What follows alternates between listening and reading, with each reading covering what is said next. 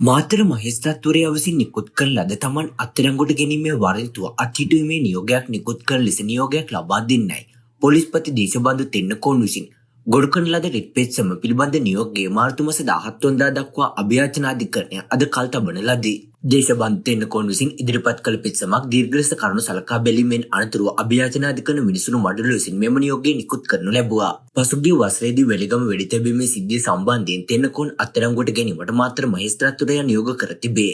දේශබන්දු තෙන්නකෝන් මහතා වෙනුවෙන් පිණි සිටි ජනාධිපති නීතිඥ රොමේෂ් ද සිල්වා මහතා පැවසුවේ මහේස්ත්‍රාත්වරයා අත්අඩංගුවට ගැනීමේ නියෝගයේ නීතිමය විධිවිධාන වලට පටහැනිව සහ තම සේවාදායකයන්ගෙන් ප්‍රකාශයක් සටහන් කර නොගෙන නිකුත් කර ඇති බවයි. නීතිපතිවරයා වෙනුවෙන් පෙනී සිට අතිරේක සොලිසිටර් ජෙනරාල් ජනාධිපති නීතිඥ දිලීප පීරිස් මහතා අධිකරණයට දන්වා සිටියේ. හෝටල් හිමිකරු ඉලක්ක කර වෙඩි තැබීමකට තුඩු දුන් වැලිගම හෝටල් මෙහෙයුම් මෙහෙවා ඇත්තේ දේශබන්දු තෙන්නකෝන් බවයි. මාතර මහේස්ත්‍රාත් අධිකරණ කටයුතු වලට අදාළ කරුණු යටපත් කිරීම සම්බන්ධයෙන් තෙන්නකෝන් මහතා විසින් ඉදිරිපත් කර ඇති චෝදනාව උපුටා දක්වමින් පෙත්සම නිෂ්ප්‍රභ කරන ලෙස ඔහු අධිකරණයෙන් තවදුරටත් ඉල්ලා සිටින ලදී.